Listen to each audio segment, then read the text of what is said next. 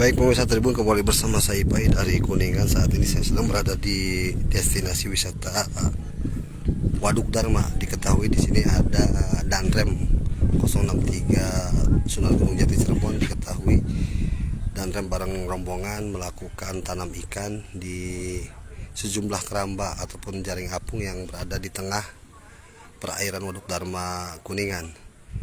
Kemudian seperti ini pemirsa, Danrem dan rombongan usai melakukan kegiatan tanam ikan dan sekarang berada di dermaga seperti yang terlihat sekarang. Mereka sudah turun dari perahu wisata yang digunakan sebagai alat angkut menuju ke lokasi tanam ikan di tengah perairan sana.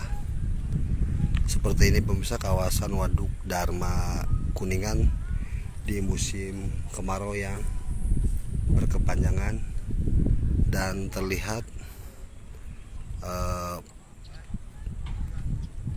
pulau akibat surutnya perairan Waduk Dharma Kuningan. Seperti ini. Nah kan idealnya seperti ini pemirsa, ketika memang air pasang itu kapasitas air yang cukup besar, itu bisa hampir sejajar dengan bangunan yang saya injak di sini. Namun dalam beberapa bulan ke belakang memang terjadi musim kemarau berkepanjangan sehingga volume air pun bersurut sehingga dermaga Waduk Dharma pun bergeser ke sebelah sana pemirsa. Memang dermaga yang digunakan di sana itu merupakan material elastis yang bisa menyesuaikan dengan volume air.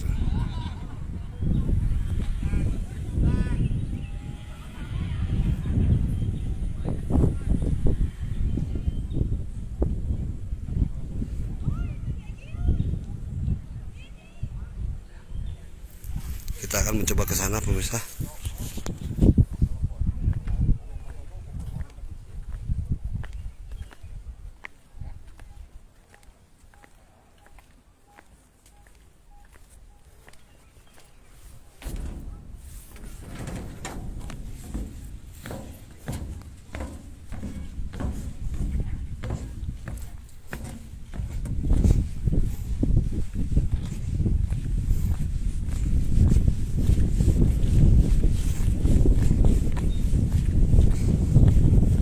Kita ketinggalan nih. Mereka sudah stop.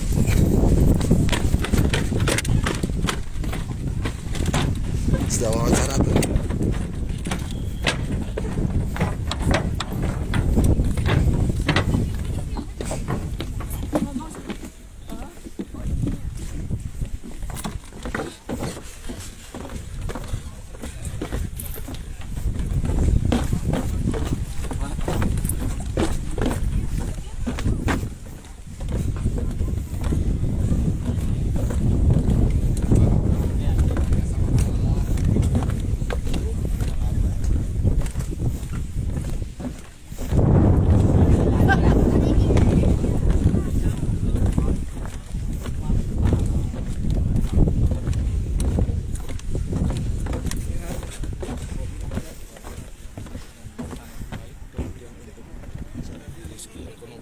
Kita sangat bangga sekali ya, waduk ini bisa dimanfaatkan oleh masyarakat di sekitarnya, yaitu untuk perikanan.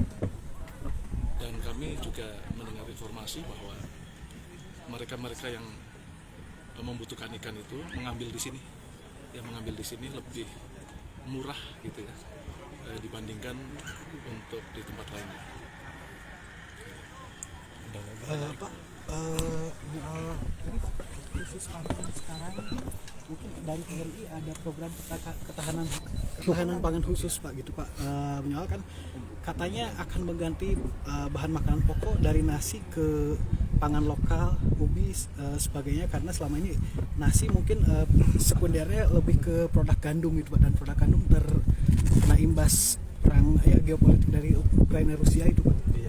Baik Mas, kalau ketahanan pangan itu memang sudah program pemerintah, dan juga tentunya TNI juga demikian mendukung program pemerintah, di mana ketahanan pangan banyak, bisa juga singkong, bisa juga jagung, bisa juga pangan yang lainnya, yang jelas bisa untuk memberikan kebutuhan bagi masyarakat. Dan kita juga cukup bangga Mas, di wilayah Korem 063 Sunan Gunung Jati, di saat mungkin ya negara-negara lain atau wilayah lain kekeringan, kita ini sudah panen 2 kali. Tentunya yang sudah dilaksanakan oleh Bapak Presiden Republik Indonesia, yaitu di Indramayu kemarin, itu panen raya Mas, dimana kita sedang katanya El Nino, kita justru panen. Itu sangat luar biasa. Artinya kita tidak terpengaruh oleh situasi alam yang cukup menantang ini. Dan juga panen itu juga kemarin di Subang ya, di Subang juga oleh Bapak Presiden Republik Indonesia. Ini cukup membanggakan bagi kita semuanya, bahwa Indonesia ternyata di wilayah, khususnya wilayah Kodam 3 Siliwangi dan Korem 063 Sunan Gunung Jati, di sini masih bisa panen raya. Gitu Mas. Pesan dan Pak Dandem, untuk para peternak ikan di sini. Himbauannya ya. Ya. Baik, himbauannya ini saya kira ditingkatkan, lebih ditingkatkan lagi, mungkin dari hari ke hari itu dipelajari bagaimana supaya lebih efektif lagi untuk pertumbuhan ikannya, agar lebih harinya lebih cepat lagi untuk panennya. Pak Dandem, untuk Ciayu Maja Kuning gimana keadaan stok pangannya? Stok pangannya cukup bagus Pak. Cukup bagus Ya. Berapa persen kira-kira? Nah itu persenannya saya kira kalau contohnya di Indramayu itu Ya. Pak ya, di Indramayu itu cukup bisa memenuhi untuk masyarakat di sana. Masyarakat. Cukup ya, cukup banyak sekali. Oh ya, Pak, makasih Pak. terlepas itu Pak, jelang tahun politik Pak, itu gimana Pak himbauan ataupun kesan terhadap? Baik Mas, Mhm. kita ini jelas sudah ada perintah dari Bapak Panglima TNI, Bapak Kasat, bahwa TNI harus netral. Dan di sini saya sampaikan bahwa netralitas adalah harga mati, dan kita tidak boleh mencederai pemilu yang akan kita laksanakan ini. Komitmen kita semuanya, baik saya khususnya di Korem 063 Sunan Gunung Jati beserta seluruh anggota, ini komitmen netral Pak, dan untuk bisa menjaga juga keamanan dalam proses pemilu sehingga berjalan dengan aman, lancar, dan baik. Ada jaminan nggak Pak, misal dengan sanksi terhadap katakanlah anggota yang melenceng dari kebijakan itu?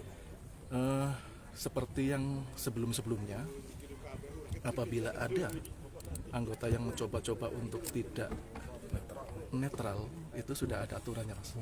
Jadi di TNI sudah tegas sekali bahwa itu nanti akan melalui proses, bisa proses hukum atau proses disiplin dan sebagainya. Yang jelas itu sanksinya cukup berat, karena ini adalah pesta demokrasi yang harus kita sukseskan dengan sebaik-baiknya, dengan komitmen bahwa kita adalah netralitas harga mati.